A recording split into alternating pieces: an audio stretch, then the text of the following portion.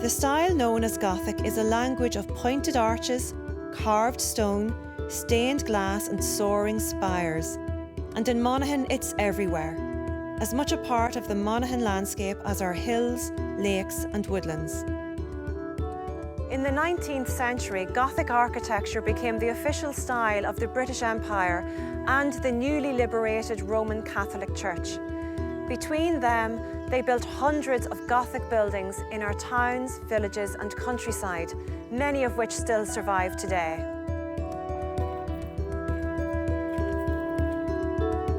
Gothic style first developed in France in the 12th century in the area around Paris. Its main features are the pointed arch, the ribbed vault and the flying buttress. Gothic buildings often feature large stained glass windows with ornate tracery, towers, spires and pinnacles.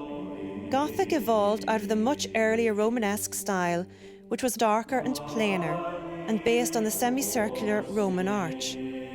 Romanesque was the style of the medieval Irish church. Yeah, well, it's a very early church insofar as church remains are found in this area. And it's a 12th century church, certainly a method of construction that will have been learned from buildings in Europe, transmitted across Europe as monasteries spread. The only sort of trace of architectural style or indication of the date is the round-headed arch. So if we think of the Roman architecture, which uses the round arch to great effect, this gave rise to the term Romanesque for many of the buildings of the 11th, 12th century, before the pointed arch becomes more commonplace from the 13th century onwards. The pointed arch is obviously a development of the rounded arch, but the pointed arch is much more ambitious. Not just in the way the pointed arch is formed, but in the way it's decorated. Because if you take a traceried window in a medieval cathedral or in some of the abbeys throughout Ireland, you find that it's not just this pointed form, but it's what fills the space in between, the tracery, and you get all of this enrichment. And it's all supported by this arch, essentially. And the more ornamented they are in a way, and the more decorative they are, and colourful and engraved they are, the more that sort of celebrates the Word of God and what they're trying to communicate. Isn't that the whole point? Well, that's exactly what the form in building and style can become, deeply symbolic.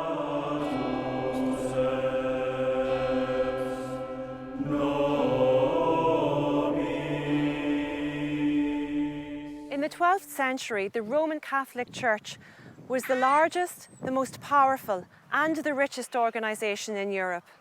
Its network of churches and abbeys reached right across the continent, and this allowed new ideas to spread quickly across pilgrimage and crusade routes. Within a century of its development in France, French Gothic had reached Monaghan at the Abbey of Killeevan. Tell us about the building Well, here. on its own, it would really only indicate the suggestion of an early church site. You have this circular enclosure, you have the collection of headstones, again, quite rich in detail, most of them 17th, 18th century. You have the place name, of course, Killeevan, which is the Church of Lough. Yes, and that's the sort of clue. And then when you look at what survives, you get a bit better sense of the sort of structure built here. And it's really the clue in the gable, the window.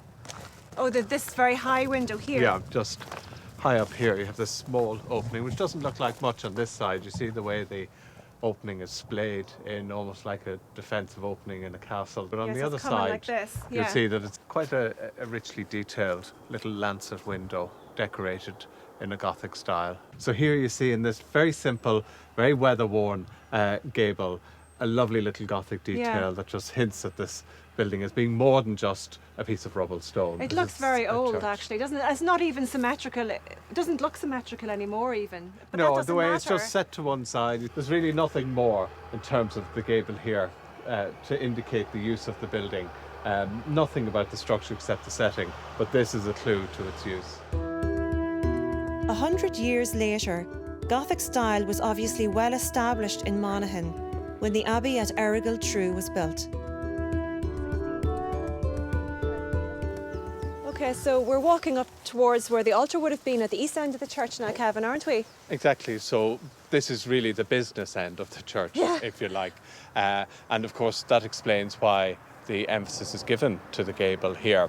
And the wealth, if you like to think of it in that way, of the architecture is focused here. So all of the skill is invested in the window. And it's difficult to appreciate that now, it's overgrown. But if you have to imagine, within this basic structure, rubble structure, you have this very finely crafted opening, stones dressed very smoothly and skillfully, and then to shape this arch. And of course, this is a direct derivative. It derives completely from the European tradition of cathedral building, of great architecture in Europe. We don't really think of people travelling in the way that people travel now, but of course there was travel, and so people could recognise the ingredients of the buildings that they saw in Europe here on a simplified scale.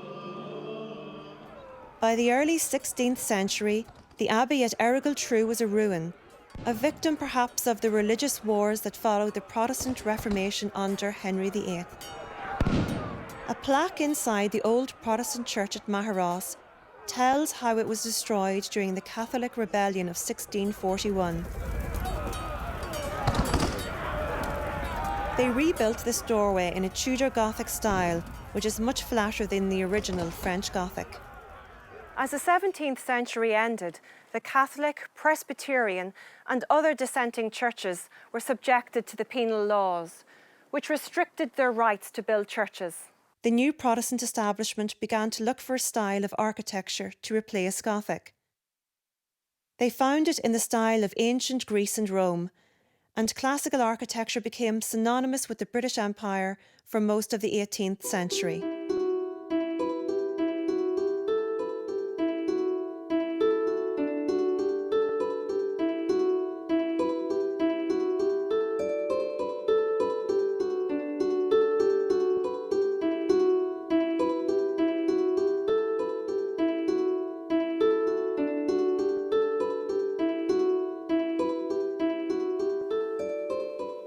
The non-established churches were still subject to the penal laws, and their churches tended to be very plain and inconspicuous.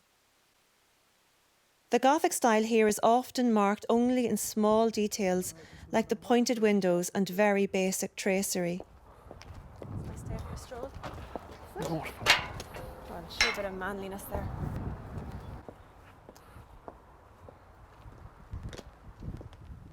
Well, this is a very simple vernacular building. So by vernacular, we mean that it's a building of the locality. It doesn't have any pretension, very ordinary and unassuming. The only indication we have that it's a religious building is the use of the pointed arch. Yeah. Is it very similar to the Presbyterian barn-style churches? Yeah, well, both communions, if you like, at that time were subject to penal restriction, and they responded to that in the 18th century by building plainly. So the sort of Georgian sash window, which becomes commonplace in houses, is adapted here for a religious building.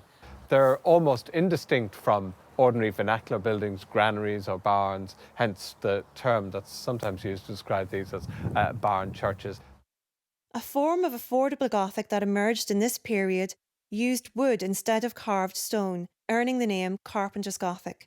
In this case, built in the 1770s and then enlarged in the 1840s and given much richer treatment. So the door case you see here is quite elaborate. It's a Tudor door case, showing an awareness of Gothic, but it's kept quite plain overall, as you'll see inside. Great big doors. Aren't they lovely? Yes. Yeah. Wow. So heavy. And then we're going to cross this. What's that? Well, that's where the boiler was retained. Okay. And then pushed through. Huge space. Why is this building considered Gothic? Well, it's a huge volume, very plain hall, but it's Gothic by virtue of its use of the pointed arch. So all of the windows, and it's generously supplied with windows. It's a large hall, so you have 4 windows lighting each side, 2 here at the end, and they're all pointed. And there's very simple tracery. If you look at the top section of the window, there's what we call switch line tracery. So it's very plain and simple. If you think of the high Gothic period and the Gothic revival, where you have very ornate tracery, very richly detailed, this is just very simple lines following the form of the pointed arch. The doorways in here are really lovely, aren't they? They're very romantic looking, aren't they? What sort of Gothic are those? Well, this is what we call an OG art, so it's a very distinctive form of Gothic art. And this is very much part of the 18th century tradition of Gothic. Batty Langley was an artist and architect who produced a very important pattern book for the Gothic style in the mid-18th century. It's a Georgian representation of Gothic. So you see these colonnettes, these shafts, which are Gothic, just a little cluster of these circular columns, brought up to a very plain... undecorated arch. Undecorated and quite a pointed arch. But in the side panels here, there's a little bit of tracery. Like, it wouldn't need to be designed by an architect who would have been very easy for a competent joiner or carpenter to put this together. Made with oak and simply carved, and obviously quite a substantial piece of furniture in the church, but it had to be. I'm just dying to get up here, actually. It's fantastic, isn't it?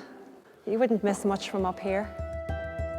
By the 19th century, classical architecture was still the style favoured by the establishment, but one man was to spark a revival in Gothic architecture right across the British Empire.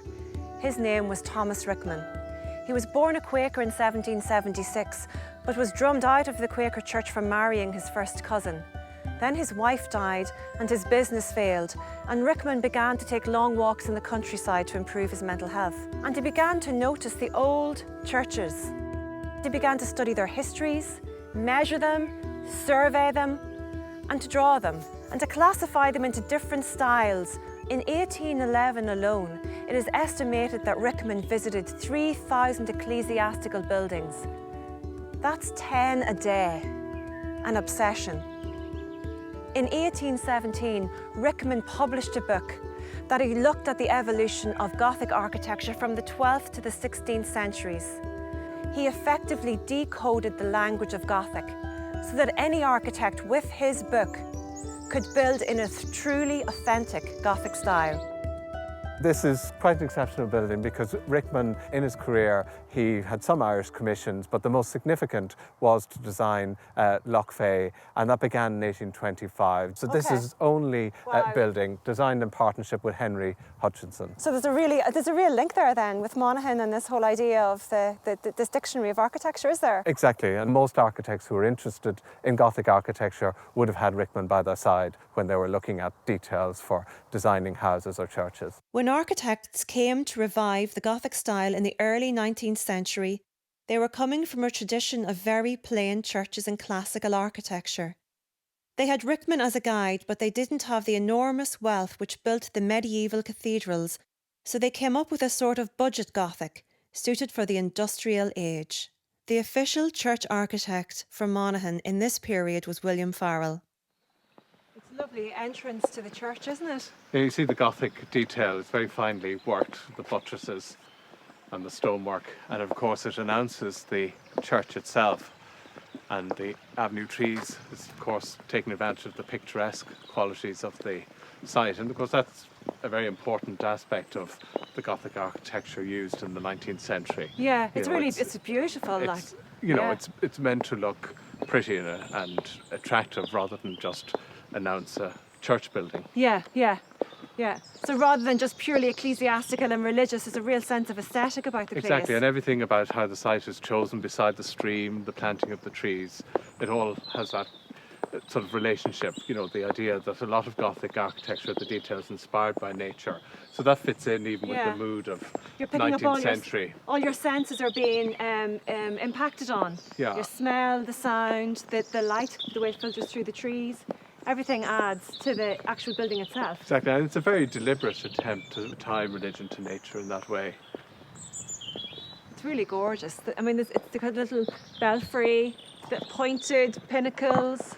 And that's very much a trait of William Farrell's architecture. He built quite a lot of these small rural parish churches, and many of them are similar, but you can tell them almost immediately by the use of the pinnacles, the spiky pinnacles. So he made this very much a trait of his architecture. The belfry on top, of course, it's scaled for a rural church. You don't have a big bell tower, but the bell held in this bell cot and a spire sitting on top. You know, the arch here in the doorway isn't as pointed as you might expect. No, but even think of the scale of that. It's not unlike the scale of the old church nearby, the east window, and you see the quality of the stonework. So there's a nice relationship made between the two. Oh, this is really lovely.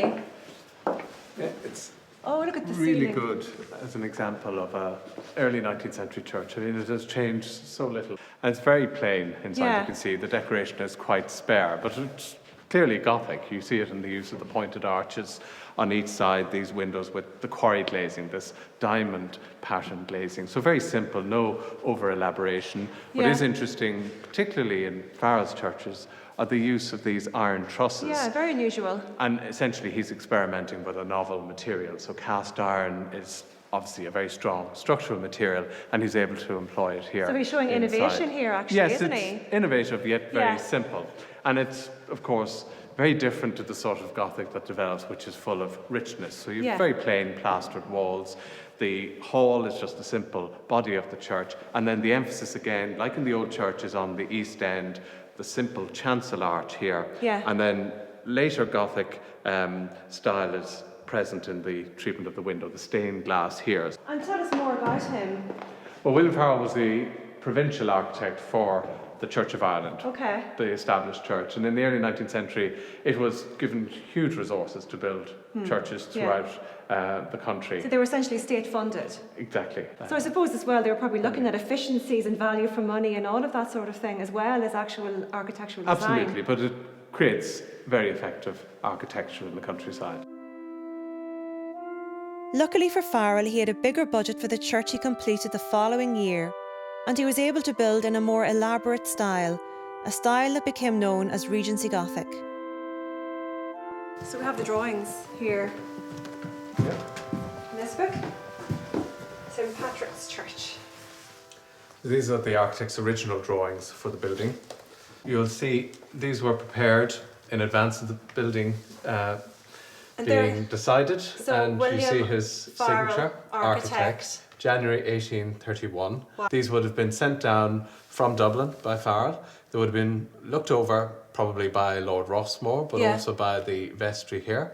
And I'm sure they were highly impressed to see this fabulous. very striking building jumping out of the paper. And I it's mean, it's amazing. also very And clear the that this is going blackwork. to be a very expensive building, because he's shown the stonework, Yeah. the ashlar stonework, so all of these stones dressed and worked to build it, and then all the decoration required.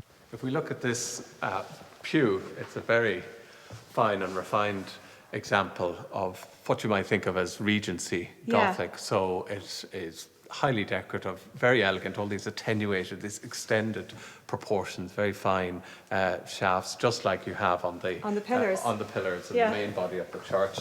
It's all in timber, so there's no concern with different materials. As a pew, it's obviously It's very fancy. finely finished, richly decorated, and this reflects the fact that it was the seat, the pew for Lord Rossmore, with a corresponding one for the Bishop of Clogher on Yeah. the other side. So this is a drawing which shows one of the pews, and if you turn over, you can see it was sent to the Rossmores, so Yeah. presumably for their approval or consideration, and sent in the 1830s. Yeah. It's stamped, postmarked 1835, 1836, sent to London, so the Rossmores would have been in London at this stage and making obviously key decisions about how Yeah. the church is finished and designed. And then it was sent to Monaghan. Yeah, so it comes back. Readdressed. Yeah, probably comes back here. And you see it's a detailed drawing for the bishop's pew as it is here. You can see the bishop's mitre on top, and then these very nicely crocketed finials. And this shows the structure of the roof then as well. Yeah, you can see how essentially the vault is not in any way structural. So you have here these great big timber trusses, very elaborate trusses, king post trusses with secondary members, all of this timber structure outlined in the section, and then just drawn in, you see the plaster vault applied. Yeah. So even those lines that we can see here in the plasterwork is not because it's made of stone. No, I mean, even the colouring sort of gives it away as something that's not stone. Yeah. But it's lined, scored like that to suggest blocks of stone that are painted over.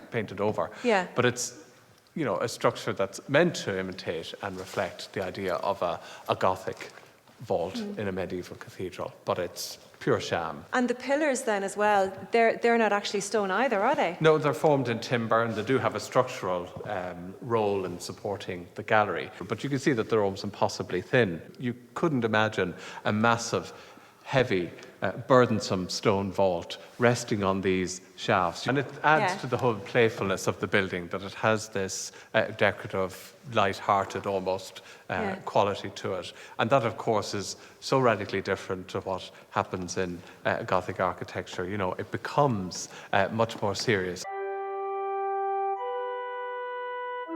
In 1834, the Gothic revival was kicked into high gear by the publication of a book from a young architect called Augustus Pugin.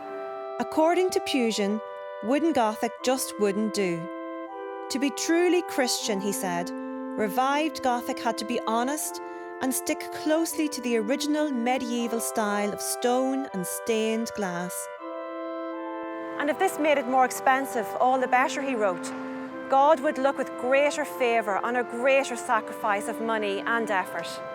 When Pugin got the job of decorating the lavish new Parliament building at Westminster, Gothic got the seal of approval from the Empire. As a result, many churches built during the Regency Gothic period got a makeover in the new high Victorian style. From the altar, St Cheernoc's Church looks largely as Farrell designed it, in a light, mainly wooden Regency Gothic style. Viewed from the pews, we can see the far richer carved stone lectern, baptismal font and chancel arch added 2 decades later. Kind of carving, isn't it? Because there's quite a depth of stone there, but quite a depth of detail, isn't there? Yeah, you've an immense amount of undercutting and drilling into the stone, and of course it's a free stone, it's a very soft stone, so it's ideal for all of this decorative richness. The oak leaves. Yeah, there's huge richness here, and that reflects the freedom given to the artist. And then the very fine sandstone, which gives a nice crispness to the tracery that you see in this panel, and the diaper work, these square inset. It's sort of mesmerising when you stop and study the but there's a nice kind of relationship between this and the window, which has a lot of naturalistic features on it as well. Yeah, this is a very good example of early 20th century stained glass. And this is very different to Farrell's work, where the iron windows, very simple tracery, very straightforward, but here carved and then fitted with stained glass. This is Cassandra Hand's organ. It's brilliant, isn't it? 1859. And then what's really nice is the fact that the whole structure is so intact. Example. Yeah.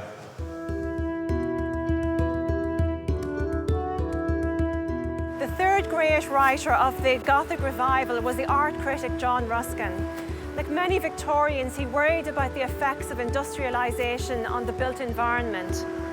He paid tribute to the craftsmen who built the original Gothic cathedrals and said that a world in which buildings lacked the human touch would be much poorer. His writings led to a renewed interest in arts and crafts and in the people who made them. It wasn't long before the gentry began to adopt the new fashion for Gothic, which had been approved by church and state. The Shirleys had paved the way with Lough, and soon other great houses in Monaghan got a Gothic makeover, including Rossmore Park, Anna-McCarrick and Bessmont. This house is like a fairy tale, isn't it? Gosh, who quite built extraordinary. it? What's the history? And very unexpected. And what's even more unusual is that it began life as a very typical boxy late Georgian house. Really? Well, why? And that building is still very much at the core of the structure. but it's a dramatic transformation and completely unexpected. When you approach it first, you want to stand back and take it all in, and there's so much to see. But when you hone in on the detail, on these carvings, for example, around the entrance, they're full of wonderful naturalistic detail. And on either side, the capitals are these expanded blocks of Portland stone, I think, and carved with a freedom that reflects, for example, the Ruskinian approach to architecture, where the craftsman, the individual skilled artist, is given freedom within the limitations of the architectural design, but given the freedom to express themselves and to draw from nature for inspiration. So this wonderful, playful approach to the heron, with the eel, with the bat, so there's almost human characteristics invested in these. And even the patrons themselves, presenting themselves on either side, quite good-humoured, not the sort of stiff Victorian imagery we're sometimes really used to. I mean, the owners look really fun, don't they? They look like they're having they've got a real sense of humour, and that they don't mind their likeness has been stuck in front of their own building. Definitely not. I think to embark on a building like this, you have to have a sense of adventure, if not a sense of fun. And certainly to be able to give the architect and the craftsman their own freedom to carry on. So there's obviously a very good engagement. And it's hard to imagine that started as one piece of stone, and then they managed to get such intricate detail into it, isn't it? Well, if you can imagine what's required, it's one thing, carrying out these mouldings. We've seen that in a lot of the Gothic architecture, and that's fairly straightforward to do. And, mistakes even can be masked quite easily. You just work the stone a little further. But you can imagine the amount of undercutting here, drilling in here, the risk, with a soft stone, a free stone like this, of something breaking off. This is what makes it a virtuoso piece as much as any of the detail itself. Well, it's just great fun. It's like the rest of the building.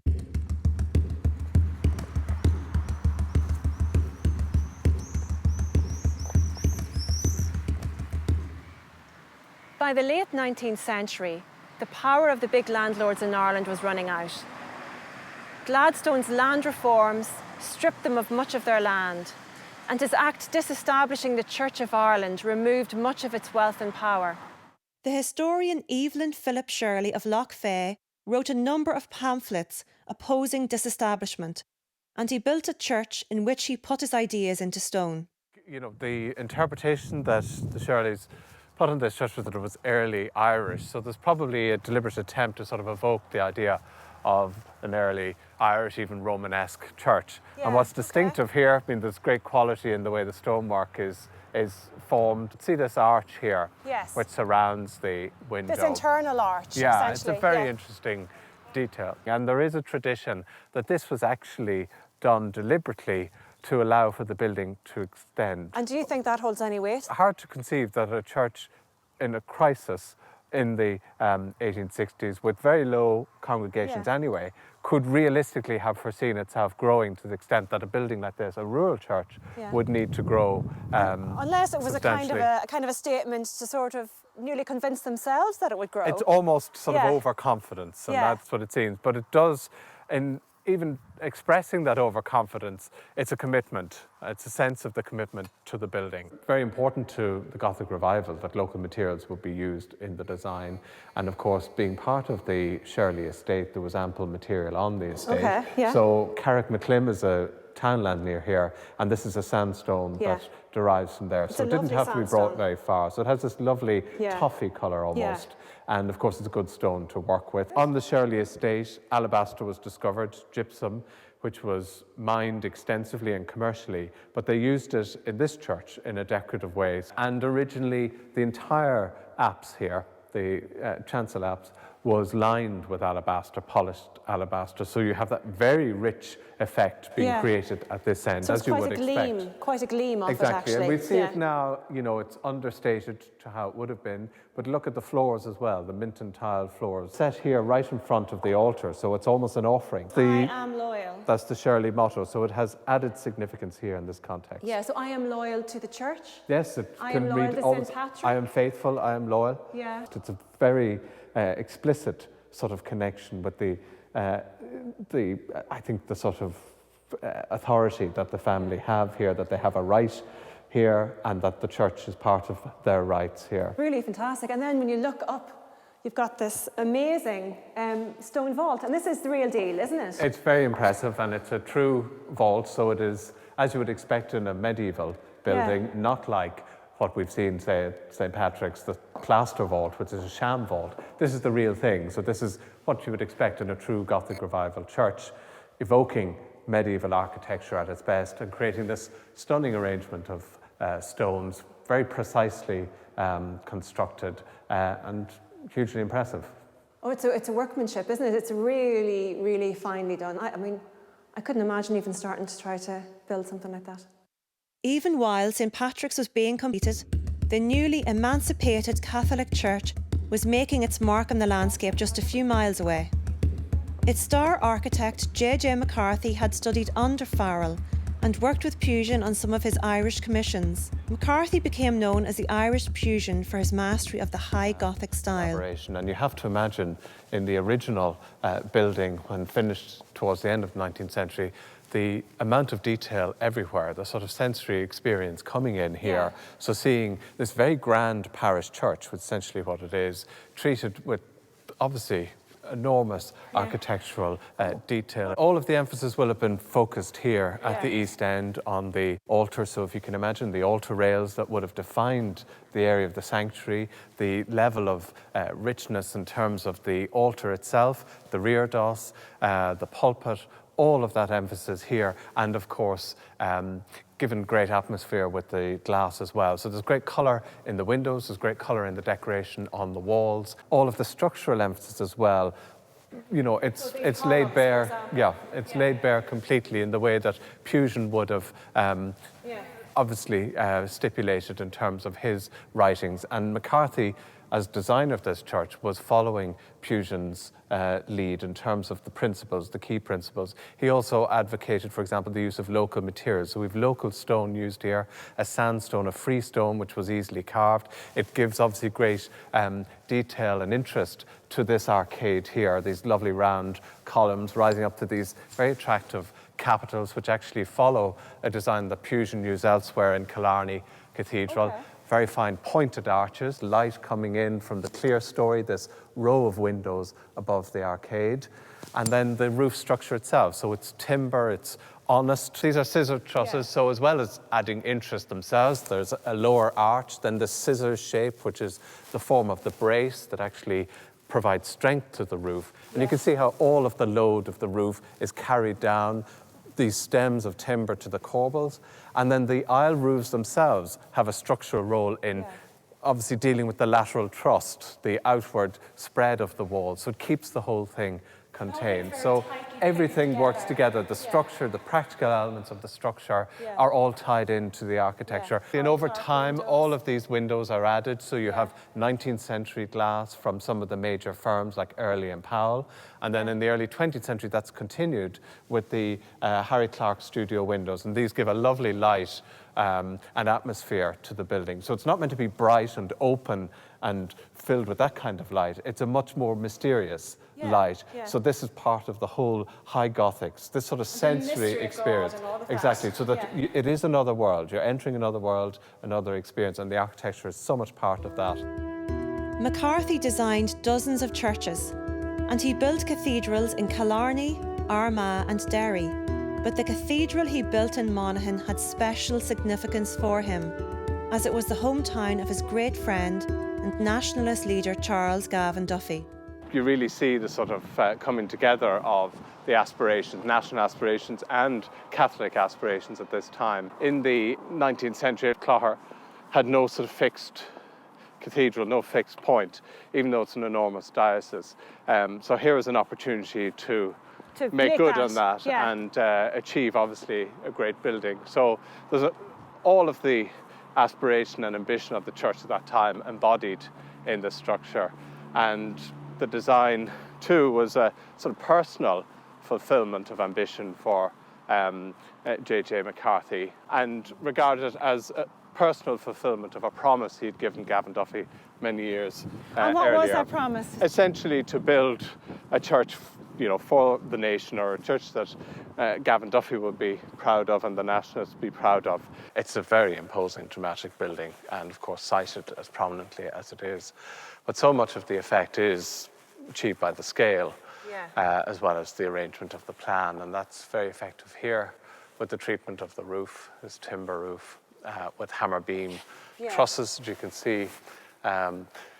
Beautifully detailed, very expertly constructed. It also has structural integrity, so it does actually support the roof. It's not a sham vault or anything like that. It is a structural piece, and has decoration where it's required. So you see these, the hammer beam point is actually decorated with winged angels. And of course the integrity of the material is appreciated. So it's not painted unnecessarily, it's simply treated. So you have the march of the columns along the nave, and each of them carved with very vigorous detail, but it's not overly elaborate, but it's appropriately scaled and impressive. And these, of course, support the pointed arch, and above that, the clear story. So you have all of the ingredients. This is the sort of form of the medieval European French Gothic cathedral that McCarthy is referencing here. If you look at all of these, the end of all the pews here, they're all different, like nature, so you're getting, the closer you get often to, a habitat or a grassland or anything, the more and more colours and flowers and forms you find. Yeah, and if you look at it from a distance, you don't see that. If you look back at the gallery, we've got all these heads here, and even the floral, the sort of botanical band right onto the gallery here with little owls and things in it. I mean, it's extremely... And as always, I mean, it is part of that whole sense in which buildings like this are designed to be inspirational and to evoke that sort of majesty of, the world. All of the windows here, very brightly coloured.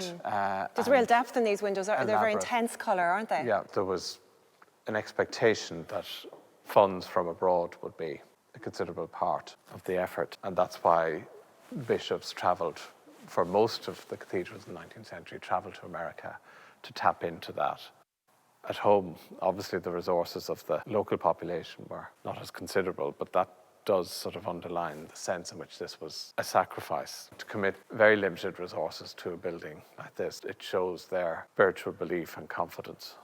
And what do you think now when you move from this world, which is clearly a very 19th century Gothic picture, as we move into this, which is the 20th century expression of how the church moved on after Vatican II? Well, it's very difficult not to think of it in terms of disappointment. Really? Because, of course, the expectation when you enter a building like this is to obviously be awed in the same way and dramatically, and this sort of idea of an assault on the senses. And we get a good sense of that from historic photographs. So the expectation, of course, when you come into a building like this is that the design is followed right through to every last detail. That's quite a contrast with how the church is arranged now. So all of the original altar is gone, whatever kind of rear doss was here. The side chapels are obviously completely changed. The pulpit is gone, All incredibly all very ornate, decorative, full of Gothic detail, and aesthetically it's a complete contrast. So it's quite bland and uninspiring compared to the ornamentation that you see in the 19th century work. And also the materials are strikingly different. So you have travertine, you have granite, you have dark wood.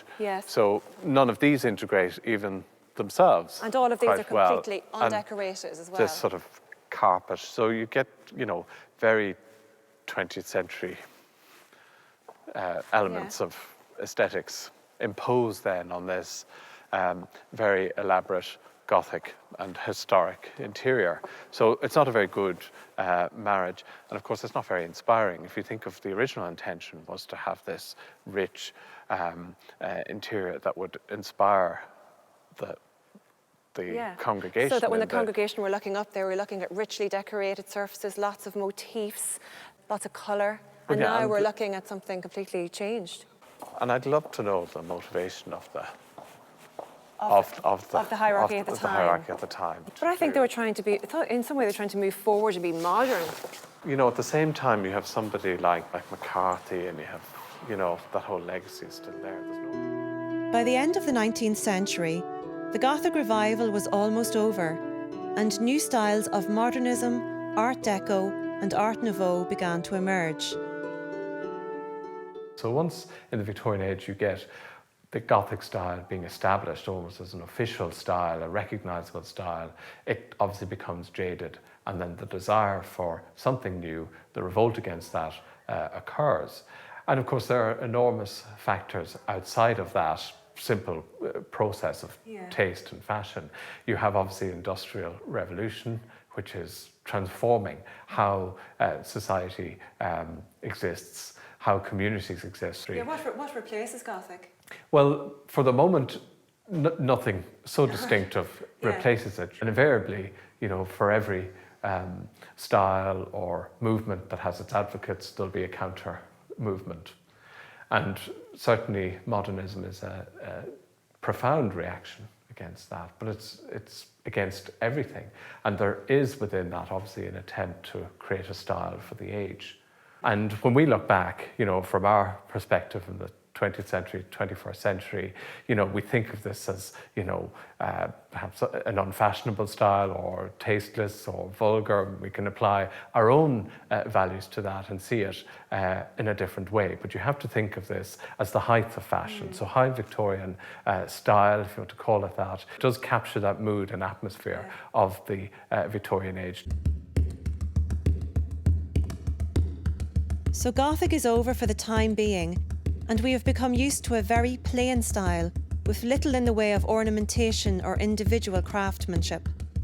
But fashions change, and you can never fully write off the pointed style for its mystery, drama, and the way it fits into the Monaghan landscape.